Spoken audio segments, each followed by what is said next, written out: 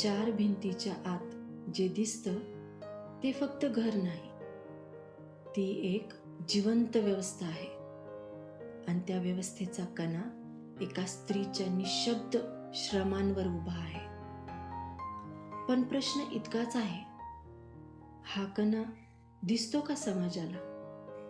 की आपण सोयीस्करपणे सामान्य या शब्दाचा पडदा टाकतो?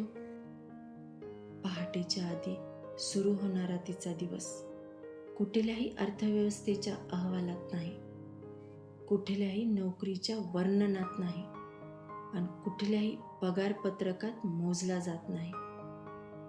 पण तरीही त्या न मोजलेल्या दिवसावर तुमचं घर टिकून आहे, तुमचं आरामाचं आयुष्य उभं आहे, तुमचं नॉर्मल लाईफ चालू आहे. ती सकाळी लवकर उठते तेव्हा कोणीही ते ड्युटी मानत नाही. ती रात्री उशिरापर्यंत काम करते तेव्हा कोणीही त्याला ओव्हरटाईम म्हणून मान्य करत नाही.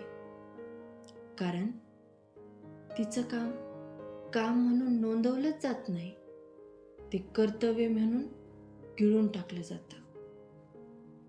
भांड्यांचा आवाज, चुलीचा धूर, मुलांच्या मागे धावणं, वृद्धांची काळजी, घराची स्वच्छता, व्यवस्थेचं संतुलन, हे सगळं मिळून एक अदृश्य अर्थव्यवस्था तयार होते, ज्याचा GDP मध्ये उल्लेख नाही, पण समाजाच्या प्रत्येक सेकंदात हिस्सा आहे.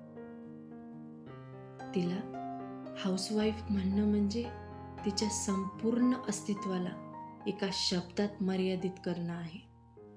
पण त्या शब्दाच्या आत एक अख्खं वर्कफोर्स आहे, ज्याला पगार नाही, सुट्टी नाही, सेवानिवृत्ती नाही. आणि हेच सर्वात मोठं सामाजिक अपयश आहे. आपण श्रम पाहतो पण त्याचं मूल्य ओळखत नाही. आपण सेवा स्वीकारतो पण सेवकत्व नाकारतो. आपण जबाबदारी देतो पण अधिकार नाही. ती आजारी असली तरी घर चालतं, ती थकलेली असली तरी जबाबदाऱ्या वाढत जातात, ती रडत असली तरी अपेक्षा थांबत नाही. कारण समाजाने एक अदृश्य नियम बनवला आहे की स्त्री थांबू शकत नाही. पण कोणी विचारतं का, ती थांबली नाही तर स्वतःला कुठे हरवते? ती फक्त पत्नी नाही, ती फक्त आई नाही, ती फक्त घरातली व्यक्ती नाही, ती एक संपूर्ण व्यवस्थापन प्रणाली आहे, जी कोणत्याही पदवीशिवाय, कोणत्याही मान्यतेशिवाय दररोज एक अख्खं जग चालवत असते. पण विडंबना अशी की जिला घराचा पाया म्हटलं जातं, तिलाच सर्वात कमी दिसू दिलं जातं. समाजाने एक गोष्ट स्पष्ट समजून घ्यावी, घरी असणं म्हणजे निष्क्रिय असणं नाही. ते जगातील सर्वात कठीण, सतत चालणारं आणि सर्वात कमी मान्यता मिळणारं काम आहे.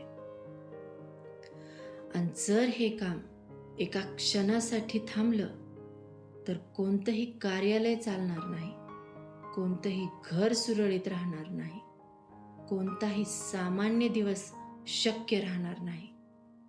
ही अतिशयोक्ती नाही, ही वास्तवाची गणितं आहेत.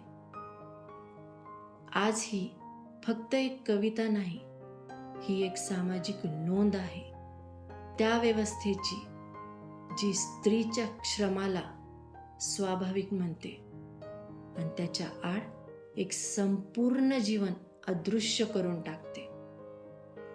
कदाचित आता प्रश्न बदलण्याची वेळ आली आहे.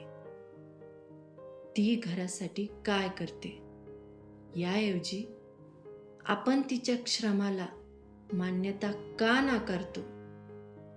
आणि अजून पुढे जाऊन ती जर थांबली तर खरंच आपण तयार आहोत का